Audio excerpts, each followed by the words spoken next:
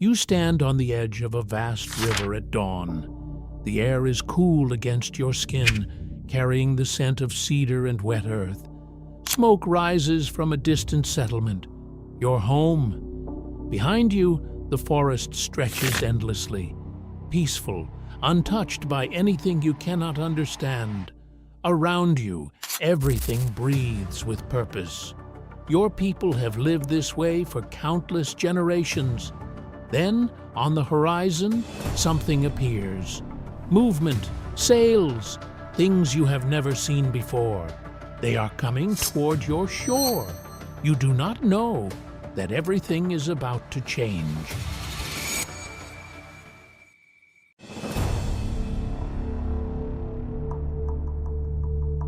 Pause here.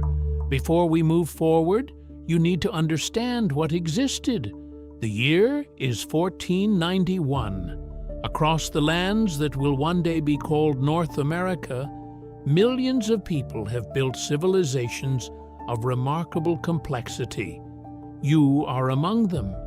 Your people, the Haudenosaunee, the Cherokee, the Lakota, the Mississippian, the ancestral Puebloans, the Tlingit, and hundreds of nations besides, have shaped these lands not through dominance, but through understanding. Your morning begins before dawn. You move through the forest with purpose, and every plant you pass serves a function you have known since childhood.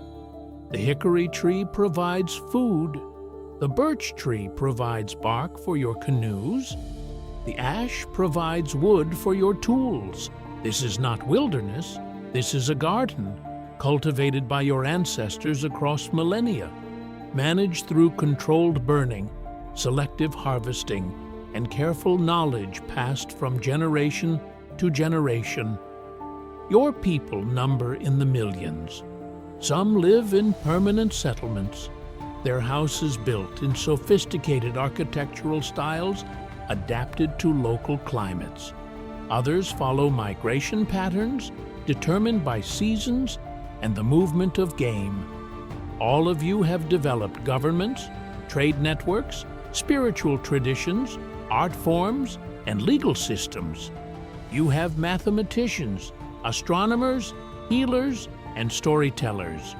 You do not feel like you are living in the margins of history. You feel like you are living in the center of it, because you are. Your society operates on principles your children will struggle to explain to people who will arrive across the ocean. You view land not as a possession, but as something alive, something you belong to rather than own. Leadership is not commanded. It is earned through wisdom and consent. Women often hold significant power in governance and resource distribution. Consensus drives decision-making, and war, while known to you, is not the default condition of human relationship. You have conflicts with neighboring nations. You have rivalries and disputes. You have experienced periods of drought, disease, and difficulty. But you have also endured, adapted, and created cultures of stunning artistic achievement. You have songs that take days to sing. You have woven textiles of such precision that European traders will later marvel at them.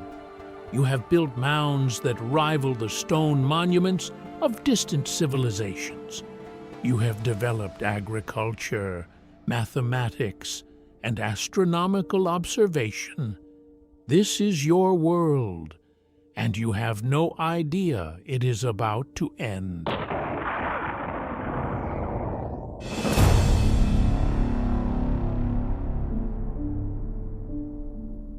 The ships arrive. At first, you are curious. The men are strange, pale-skinned, covered in layers of fabric you find suffocating. Their technology is both impressive and limited. Their ships are magnificent, but your canoes move with more grace through the water. Their metal tools are useful, but you are not impressed by them in the way history will later suggest. What happens next depends on where you are and which ship found you. Columbus arrives in the Caribbean in 1492 and mistakes an island for Asia. He encounters the Taíno people and begins an encounter that will be remembered, though the history will be written by the winners and the Taíno will not be among them. But you are not Taíno. You live far north, where different Europeans will arrive over different centuries with different intentions. You trade with early explorers. At first, this trade seems mutually beneficial. They want furs, beaver especially. You want their metal tools, their cloth, their glass beads. It seems like a reasonable exchange between different peoples. You do not yet understand that you are trading for your own destruction. The fur trade begins to reshape your world. To acquire more furs for trade, your hunters must hunt more intensively. This disrupts the balanced hunting practices your people have maintained for generations. Young men gain prestige and access to European goods through hunting prowess, which shifts power structures. Nations that trade successfully with Europeans gain access to firearms, which gives them advantages in conflicts with other nations, which spreads the demand for guns further, which intensifies the arms race. You begin to notice changes. The animals are not where they used to be. The forest feels different. Some of the ceremonies your people perform depend on precise seasonal timing and the abundance of specific animals. As these disappear, the ceremonies change. The spiritual knowledge encoded in these practices begins to fragment. But these changes, profound as they are, pale beside what is about to arrive.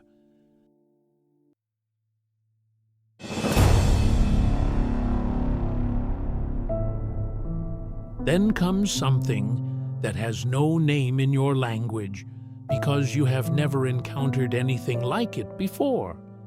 It arrives in the breath of the visitors. It travels in the textiles they trade.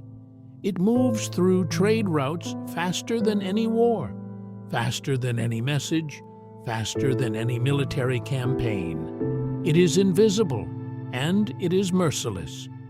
The disease you call the Great Dying is known elsewhere as smallpox, and it kills approximately 90% of your population. You do not know this number. You only know loss beyond measure. Your mother dies. Your children die. The elderly die, and with them, the stories only they remembered. The healers die before they can teach their knowledge to the next generation. Entire lineages disappear.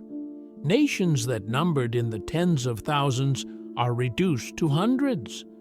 The sound of mourning is constant. The forests, once thriving, fall silent because so many of the people who knew how to live in them have vanished. The ceremonies cannot be performed because there are not enough people to perform them. The governments break down because there are not enough people to govern. The knowledge accumulated over centuries begins to disappear because there is no one left to carry it. And the Europeans did not intend this. Mostly, this is not a military campaign. This is not a calculated genocide, though the result is the same. This is simply the collision of two biological worlds that have been separate for 10,000 years. The disease that the European visitor survived as a child, that has become endemic to their lands, that kills a certain percentage of their population every year, encounters a people who have never been exposed to it, who have no immunity, who have no treatments that work. You survive if you are among the lucky few. You are surrounded by death. The world you knew is literally gone. The places you expected to return to are empty. The relationships that defined your life have been severed. The future you imagined has been erased. The Europeans, meanwhile, see an empty land waiting to be settled. They do not understand that they are looking at the aftermath of apocalypse. They see opportunity.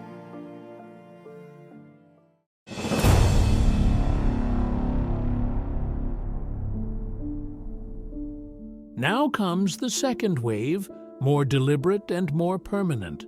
The Europeans are not leaving. More ships arrive, families arrive, settlements become colonies. The intention shifts from trade to colonization. They need land, and you are living on it. At first, you try coexistence. Some nations make treaties. Some agreements are kept. Many are broken, not always immediately, but inevitably. As the European settlements grow, they need more land. They clear forests you have managed for centuries. They hunt the game for themselves, not for trade, but for survival and profit. They bring livestock that damages the plants you depend on. You watch your hunting grounds disappear. The pressure intensifies throughout the 1600s and into the 1700s. The French establish themselves to the north and west, entering into alliances with some nations, competing with others. The British establish themselves to the east. These Europeans have no concept of your political structures, your existing agreements between nations, your complex systems of alliance and trade. They see you simply as obstacles or potential allies in their competition for dominance. Some of your nations choose to fight. You see the impossibility of your situation. The Europeans keep coming, and their numbers keep growing. Their weapons become increasingly advanced. They have cannons. They have disciplined military formations. They have seemingly endless supplies from across the ocean. You have courage, skill, and deep knowledge of the land, but increasingly you realize that individual bravery is not sufficient against this kind of pressure. Other nations choose to attempt negotiation and accommodation. You trade. You form alliances. You hope that these relationships will preserve your sovereignty and your lands. But the Europeans operate according to a logic that assumes land is a commodity to be bought and sold, to be owned and transferred. Your framework, that land is alive, that you belong to it rather than own it, that use and stewardship are temporary relationships, cannot translate into their legal language. When treaties are written, the English word cede is used. It means to transfer ownership permanently. Your concept of allowing the Europeans to use this land for hunting and trading becomes surrendering ownership. The difference is not a misunderstanding, it is a chasm.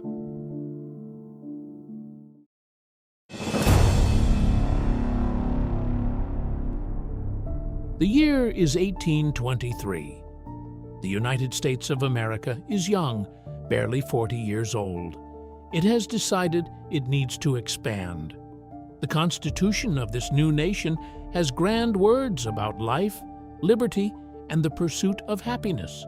But these words do not apply to you. The Supreme Court rules in a case called Johnson versus Mintosh that Native peoples have only right of occupancy on their own lands, not true ownership. The lands belong to the federal government, which can do with them what it wishes. This ruling does not emerge from nowhere. It is dressed in legal language, but it is a justification for theft. The pressure intensifies. Settlers move west. You are told you must move too. The idea of Indian removal is not new, but now it is becoming policy. Tribes are given an impossible choice. Abandon your homeland, your graves, your sacred sites, the forests your ancestors lived in for countless generations, or be forced out. Some nations resist. The Seminole Nation fights the United States military in a conflict that will last years. The Cherokee, Creek, Chickasaw, Choctaw, and others make a last attempt at accommodation. They adopt written constitutions modeled on the American one. They establish their own governments and schools. They try to prove they can be civilized, a word the Americans use to mean similar to us. It does not matter. In 1830, President Andrew Jackson signs the Indian Removal Act into law. It is official now. You must leave.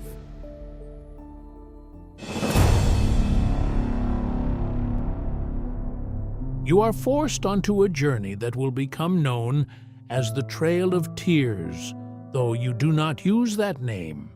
You only know that you are walking away from everything. The year is 1838. You are given minimal supplies. Some of you walk thousands of miles. Some of you travel on frozen rivers. Some of you travel during disease outbreaks. Some of you are very old. Some of you are very young. Many of you will not survive to reach the destination, a place called Oklahoma, that you have never seen and do not want to go to. The cold is intense. The food is inadequate. The journey is deliberately brutal or simply becomes brutal through circumstance. It hardly matters which. Thousands die on this path. In some estimates, nearly a quarter of those who begin the journey do not complete it. You see people you love die. You bury them in unfamiliar soil far from home. You continue walking because there is nothing else to do. The government has decided you should not exist in the lands you inhabited. The solution is to move you. If the journey is harsh, if many die, this is seen as unfortunate but inevitable. It is the cost of progress. When you arrive in Oklahoma, if you arrive, you are in a place that is not your home. Other nations are also being relocated here. Nations that were your neighbors. Nations that were your enemies. Nations with whom you have no shared history. You have lost not only your homeland, but also the specific geographic context that made your culture possible. But you survive. Your people survive. This survival will become your definition.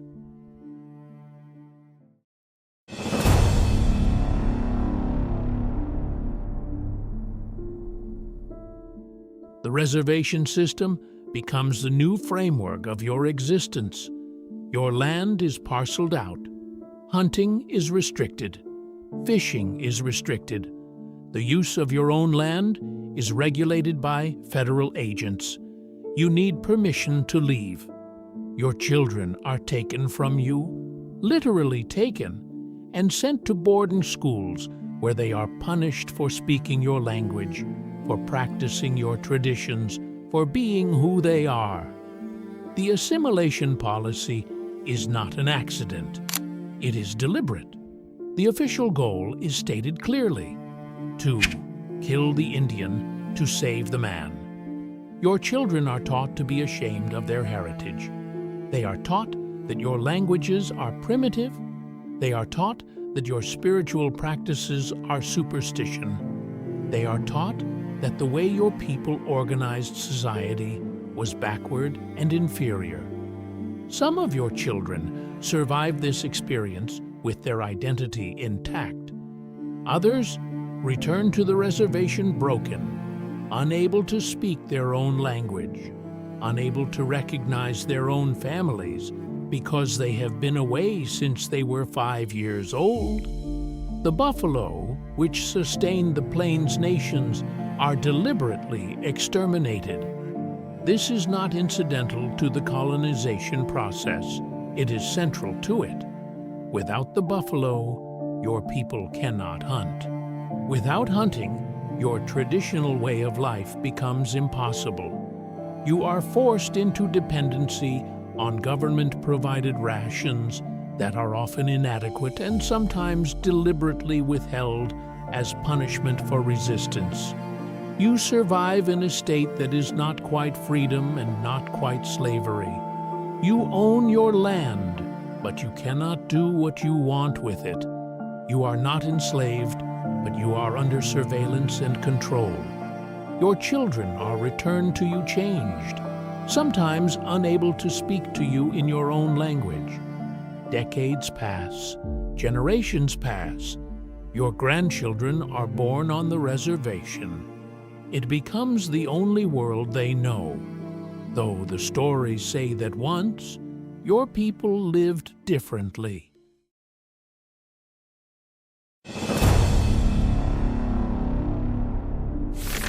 Slowly, very slowly, things begin to change. In the 1970s, the Red Power movement emerges. Young people, inspired by the civil rights movement and the counterculture of the era, demand recognition of tribal sovereignty. They occupy Alcatraz Island and a place called Wounded Knee, making national headlines, forcing the federal government to acknowledge native peoples as something other than artifacts of history. In 1975, the Indian Self-Determination and Education Assistance Act is signed. Tribes gain some ability to govern themselves again. It is a small restoration of authority, but it is something. You begin to reclaim what was taken from you. Languages are recorded, preserved, taught to new generations. Ceremonies that were suppressed are revived. The damage is profound. Languages have been lost entirely. Ceremonies have been fragmented. Knowledge has been scattered. But the effort to restore begins. By the 21st century, some nations have achieved economic stability through casinos and gaming operations. Others have pursued education and self-sufficiency through tribal enterprises and cultural tourism. Some have become leaders in renewable energy, environmental conservation, and sustainable agriculture. Ironically, returning to the principles of land stewardship their ancestors practiced centuries before. But the damage is permanent. The population that was once in the millions remains a fraction of what it was. Poverty, alcoholism, diabetes, and suicide persist at rates far higher than the general population. These are not random afflictions. They are the ongoing consequences of genocide, displacement, cultural destruction, and systematic marginalization. The lands that were taken are mostly gone forever. The sacred sites that were destroyed remain destroyed. The languages that were lost cannot fully be recovered. The knowledge of how to live in specific places, accumulated over thousands of years, has been irretrievably shattered.